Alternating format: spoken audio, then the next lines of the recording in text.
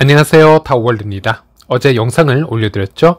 첫 번째 유예기간 마감일 연장 업데이트 제가 공지를 올려드렸고요. 정말 많은 분들이 댓글을 남겨주셨습니다. KYC 유예기간이 2달 연장이 되었다라는 내용이었고요. 이로 인해서 메인넷 일정이 늦춰지는 것이 아니냐, 또는 코어팀이 스스로 한 약속을 저버리는 것이 아니냐, 이렇게 불쾌한 감정을 글을 통해서 공유해 주신 분들이 상당히 많으셨고, 물론 선을 넘은 분들, 다른 분들 보시기에 좀 논쟁의 대상이 될 수 있는 글들은 제가 스스로 삭제를 하였습니다. 그리고 이렇게 업데이트가 나왔을 때, 또 많은 분들이 화가 나셨을 때 저도 영상을 하나 만들어서 그런 분들 마음에 좀 더 동의를 해드리고, 파이코어팀 흉을 한번 본다라든지, 코어팀이 하는 걸 보면 참 답답하다, 일을 좀 똑바로 더 해야 될 것 같다, 저도 이런 영상을 한번 더 만들면은 좀 더 편하게 진행이 될 것 같긴 한데요. 그래도 저는 제가 진정으로 생각하는 바를 제 영상을 통해서 설명을 해드린 게 더 맞다라고 생각을 합니다. 그래서 이번 영상에서도 이번 코어팀의 업데이트에 대해서 좀 자세하게 설명을 해드리도록 하겠습니다. 일단 이 유예기간 타이머를 보시면요, 2가지 타이머가 존재하는 것을 알 수 있습니다. 이 중에서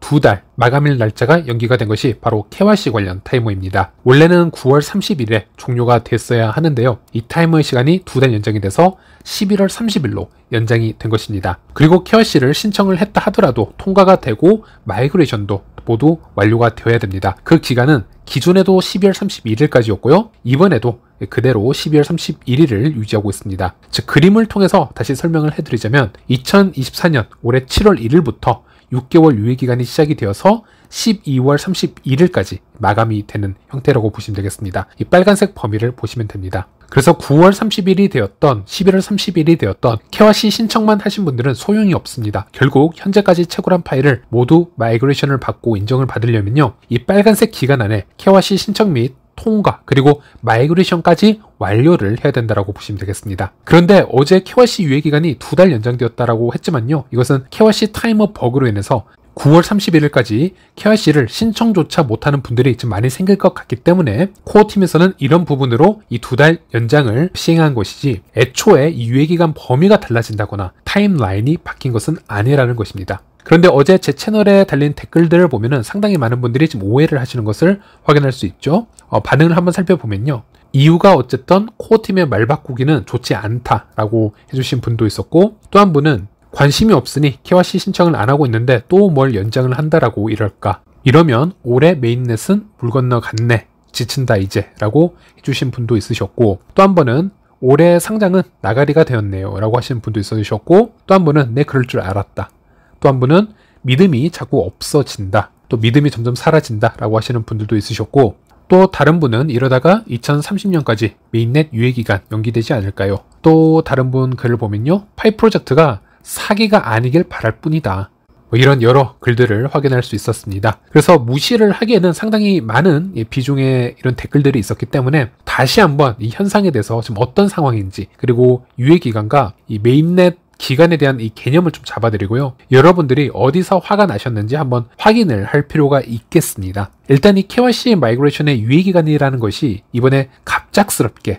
파이코어 팀이 만들어낸 작품이냐라고 하면요, 그건 절대 아닙니다. 일단 백스에서도 오픈 메인넷 이전에 필수적으로 6개월 유예기간을 시작할 것이다, 이렇게 언급을 했고요. 이 시스템은 자세한 내용은 저도 수년 전에 웨스 스펜서 영상을 통해서 알려드린 적이 있었습니다. 그 정도로 이 시스템은 코어팀에서 오래전부터 계획한 시스템이었다라는 것을 알 수 있었고, 백서를 보시면요, 이 유예기간 관련 글이 상당히 길기 때문에 한 반의 반 정도로 축소를 해서 간단하게 읽어드리자면요, 이렇게 표현을 하고 있습니다. KYC를 완료할 수 있도록 파이오니어에게 6개월의 유예기간을 제공하며, 이 기간 외에 채굴된 파일은 메인넷으로 이전되지 않고 채굴 보상으로 재분배됩니다. KYC를 통과한 파이오니어만 블록체인으로 잔액을 이전할 수 있으며, 이는 진정한 인간임을 확보하기 위해서 매우 중요한 프로세싱이 되겠습니다. 6개월 유예기간은 파이오니어에게 KYC를 통과할 충분한 시간을 주면서도 긴급성을 동시에 조성합니다. KYC 검증을 제때 완료하지 못하면 잔액의 메인넷 이전이 지연이 될 것이며, 검증 지연이 6개월을 초과할 경우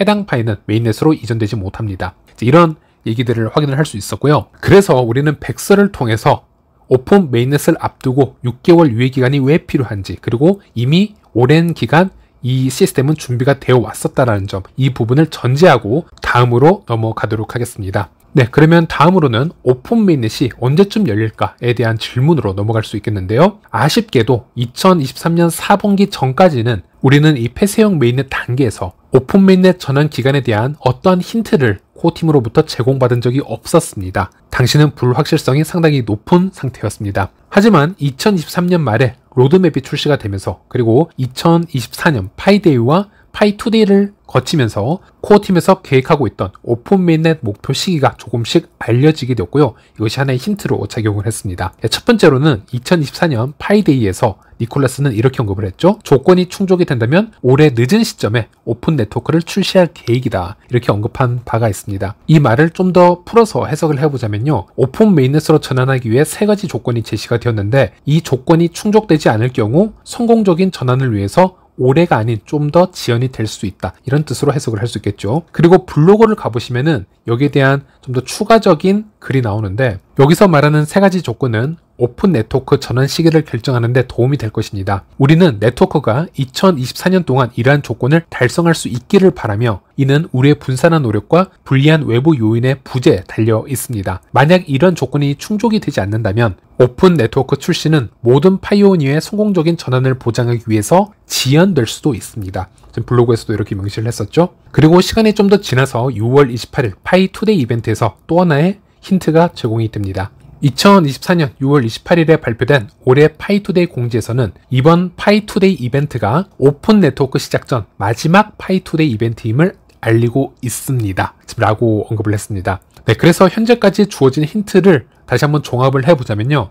오픈 메인넷은 코어팀이 올해 안으로 전환될 수 있도록 노력을 하고는 있지만 조건이 충족이 안 된다면 상황에 따라 내년에도 전환 가능성이 있고요. 대신 내년에 오픈을 하게 된다면 파이2데이 전으로는 즉 6월 28일 전으로는 오픈을 하겠다라는 다짐으로 확인을 해볼 수 있겠습니다. 그리고 여기서 많은 분들이 이번 파이2데이 이벤트가 오픈 네트워크 시작 전 마지막 파이2데이라는 이 워딩에서 잘못된 방향으로 해석을 하시는 분들이 꽤 있는 걸 확인할 수 있는데요. 이것을 내년에는 파이2데이라는 이벤트가 없어지는 것으로 오해를 하는 경우를 종종 발견할 수 있었습니다. 하지만 여기서 정확한 문맥을 좀 더 살펴보기 위해서 이 파이2데이 때 니콜라스의 영상을 한번 살펴보면요. 제가 한번 해석을 해드리겠습니다. 파이오니어 여러분 안녕하십니까? 오늘은 오픈 네트워크 이전의 마지막 파이2데이입니다. 5년 넘게 커뮤니티와 함께 성장하고 발전해 온 결과 단순한 비전에서 6천만 명이 넘는 활발한 구성원으로 이루어진 거대한 커뮤니티로 현실이 되었습니다. 마지막이라는 단어를 생각하면 흥분이 가득합니다. 네트워크의 구축 단계 동안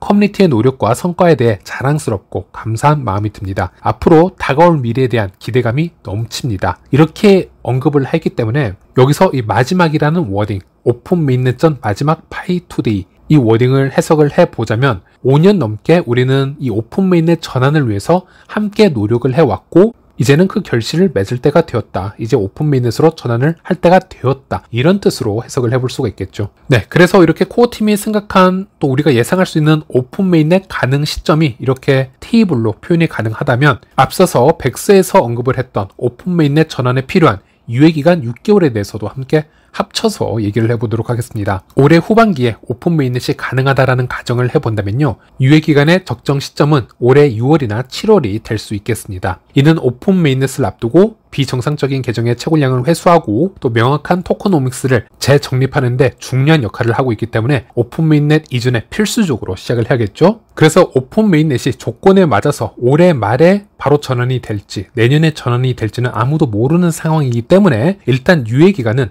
6월이나 7월에 시작하는 것이 가장 적절하다라고 한번 예상을 해볼 수 있겠습니다. 그리고 6월 28일 지난 파이2데이에서 KYC 마이그레이션 유예 기간 시스템이 작동이 될 것이다 발표가 되었고요. 실제 유예 기간은 7월 1일부터 시작이 되었습니다. 그리고 7월 11일에 디테일한 발표가 되었죠. 그래서 이 유예 기간 관련 이 업데이트를 한번 살펴보면요. 우리가 주목해서 봐야 될 부분이 바로 여기 있습니다. 이 유예 기간 인터페이스 기능은 시간의 지남에 따라 반복적으로 개선될 예정이며 예를 들어 정체된 경우에 대한 타이머에 일시 정지 기능을 다듬고 긴급성 수준을 제공하는 방식으로 발전될 것입니다. 라고 언급을 했습니다. 그리고 미래 새로운 주요 시스템 지연이 발생할 경우 타이머의 추가적인 예외나 일시 정지 기능이 있을 수 있습니다. 우리는 이러한 상황을 고려해서 발생할 때마다 결정할 것입니다. 이렇게 얘기를 하고 있습니다. 그래서 KYC와 마이그레이션에 대한 타이머는 개인 계정의 상황에 따라 모두 다르게 작동할 수 있습니다. 상황에 따라서 시간이 흐르는 경우도 있고 중지되어야 될 경우도 있는데요. 또 그렇지 못하게 에러가 발생하는 경우도 있습니다. 그래서 이에 대해서는 많은 개선이 필요하며 상황에 따라 추가적인 조치를 취해야 된다. 이런 점을 여러 번 강조를 했죠. 그리고 추가 조치 중 솔루션이 될 수 있는 하나가 바로 유예기간 시간을 더 주는 방안이 되겠습니다. 이것을 확인할 수 있었던 부분은요. 제 영상에서 소개를 해드렸던 부분인데요. 바로 코어팀 iHateGem과 모도와의 대화를 제가 공유를 해드렸습니다. 여기서 한 모도가 질문을 하는데요. 실제 기간이 2달 반 채도 남지 않았는데 어떻게 파이오니어들에게 3개월의 기간이 있다라고 알릴 수 있을까요? 카운트다운 타이머는 지갑과 KYC가 완전히 작동되는 순간부터 시작되어야 하며 사용자에게 이전 데이터 상태를 알리고 막힌 케이스를 해결하는 것을 포함할 수 있어야 됩니다. 라는 질문이 있었고 여기에 대해서 코어팀 iHateGem은 이렇게 답변을 합니다. 유예기간은 일을 처리할 수 있는 충분한 추가 시간을 제공할 예정입니다. 현재 일어나고 있는 버그는 참으로 유감스럽습니다. 라는 답변을 하게 됩니다. 그리고 제 채널 댓글들을 통해서도 확인할 수 있었지만 미성년자 계정이나 비디오 변환 문제를 겪고 있는 계정들의 타이머가 멈추지 않고 계속 흐르는 현상이 보고가 되고 있었습니다. 각국의 모더님들에게도 타이머가 멈추지 않는 것에 대한 여러 가지 문의가 쇄도했으며 당연히 이런 부분은 코어팀에게 다 전달이 되었고요. 그래서 이 중 일부는 해결된 케이스도 있었지만 여전히 해결되지 않은 케이스도 발견할 수 있었습니다. 네, 그리고 9월 18일 KYC 유예기간의 연장이 발표가 되었습니다. 중요한 점은 이 유예기간의 최종 마감일 12월 30일은 그대로 동일하게 유지가 되면서 KYC 유예기간인 2개월만 연장이 되어서 11월 30일로 변경이 되었다는 겁니다. 이 부분을 이해를 하시기 위해서는 이 그림을 보시면 되겠는데요. 보시는 것처럼 6개월 유예기간 타임라인은 바뀐 것이 하나도 없습니다. 마이그레이션 완료 마감일 12월 30일은 그대로 있고요. 이 범위 안에서 KYC 제출 마감 기간만 2개월 연장이 된 것인데요. 그래서 코어팀은 어제 공지를 통해서 이유를 설명을 하였습니다. 여기서 세 번째 이유를 살펴보면요. 버그가 완전히 수정되지 않아서 약속한 대로 공정하게 KYC를 받지 못하는 유저들을 위해서 한시적으로 시간을 연기해 준 것으로 또 설명을 할 수 있겠고 또한 이 두 번째 이유를 살펴보면요. 최종 마이그레이션 유예기간을 변경하지 않았기 때문에 전체적인 타임라인에도 영향을 주지 않은 선에서 수정을 한 것으로 보입니다. 하지만 여기서 많은 파이오니어들이 오해하는 경우가 있었습니다. 바로 KYC 유예기간의 연장의 이유를 단편적인 부분에서만 찾은 것입니다. 첫 번째 이유를 보시면요. 더 많은 파이오니어들이 KYC를 통과할 수 있는 시간을 제공한다. 이 점만을 강조하면서 코어팀은 오픈 메인넷으로 전환할 계획이 없었던 것이 아닌가. 그리고 현재도 관심이 없어서 KYC를 진행하지 않은 유저들이 앞으로 시간을 추가적으로 준다라고 해서 KYC를 하지는 않을 것이다. 이게 무슨 의미가 있냐. 이런 주장을 공유하는 것을 볼 수 있었는데요. 그리고 또 다른 그룹은 코어팀이 여러 차례 이 버그에 대한 부분을 이미 예상하고 미래에 추가 시간을 더 주겠다라는 공지를 확인하지 못하는 분들이 많았고 그런 그룹이 많았기 때문에 이번 업데이트를 갑작스러운 변경이라고 생각을 하고 이것은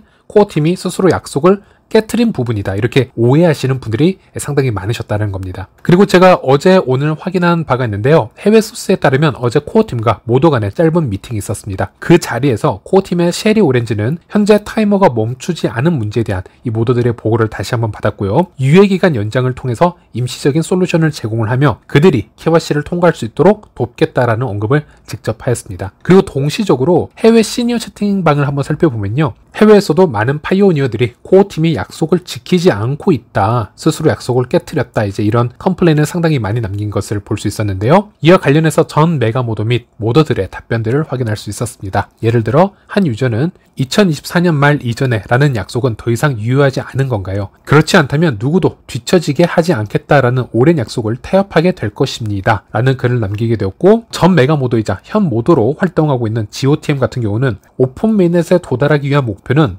변하지 않았습니다. 그 공지는 문제를 해결하지 못해서 막혀있는 파이오니어들에게 여유를 주기 위한 업데이트입니다. 이렇게 설명한 것을 볼 수 있었고 시니어 채팅방에서 오랜 기간 활동을 해온 해외 모드는 도대체 어떻게 공지를 왜곡해서 그런 결론에 도달하신 건가요? 오픈 메인넷은 여전히 계획대로 진행 중입니다. 라고 언급한 것을 볼 수 있었습니다. 그래서 이 차트로 다시 한번 제가 설명을 해드리자면요. 6개월 유예 기간은 움직인 게 아니고 파이코 팀이 목표한 오픈 메인넷 일정이 바뀐 것도 없습니다. 단지 이미 이전부터 약속하고 공지했던 부분, KYC 타이머가 멈추지 않아서 제때 신청을 하지 못하는 사람들에게 엑스트라 타임을 제공하거나 예외적인 상황을 마련해 주겠다라는 것에 대한 약속을 지킨 것 뿐입니다. 그래서 제 채널의 댓글을 한번 살펴보시면요. KYC 유예 기간이 연장된 것에 대해서 매우 기쁘게 생각하는 유저들의 그런 댓글들도 확인할 수 있었습니다. 연장 소식을 듣고 오류 때문에 발 동동 구르는 사람들, 일시적이지만 한시름 놓겠다 싶습니다 라고 하시는 분들도 있으셨고요. 현재 이런 업데이트가 꼭 필요한 조치라고 말씀해 주시는 분도 있으셨고, 오히려 이렇게 정확하게 일하는 모습들이 느껴지기에 더욱 신뢰가 간다 라고 하시는 분들도 있으셨습니다. 그래서 분명 이번 업데이트 내용을 모두 파악을 하고 있었다면 코어팀이 우리를 속이고 있다 또는 신뢰를 깨트렸다라고 비판할 내용이 전혀 아니라는 겁니다. 오히려 이전부터 언급한 부분, 그것에 대한 신뢰를 지킨 부분이라고 저는 생각을 하고 있고요. 그리고 이 주제를 마치면서 마지막으로 드리고 싶은 말씀은, 이번 업데이트 영상을 제가 소개를 해드리면서 파이 관련 스캠서를 얘기하시는 분들도 상당히 많으셨고요. 이성을 잃고 글을 쓰시는 바람에 결국 좀 선을 넘는 그런 용어까지 쓰셔서 삭제까지 당하는 분들도 있으셨지만, 어쨌든 안타까운 부분은 코어팀에서 제공한 명확한 자료와 이야기가 있었음에도 불구하고, 그리고 제가 영상에서 수번 이상 여러 번 이것에 대해서 다루어 드렸음에도 불구하고 사실 이런 부분에는 관심이 없으신 분들이 얼마나 많은가를 다시 한번 깨달을 수 있었던 부분이라고 생각을 합니다. 사실 각 개개인의 시간 선호도가 다 다를 수는 있습니다. 어떻게든 파이가 오픈 메인넷으로 전환이 되거나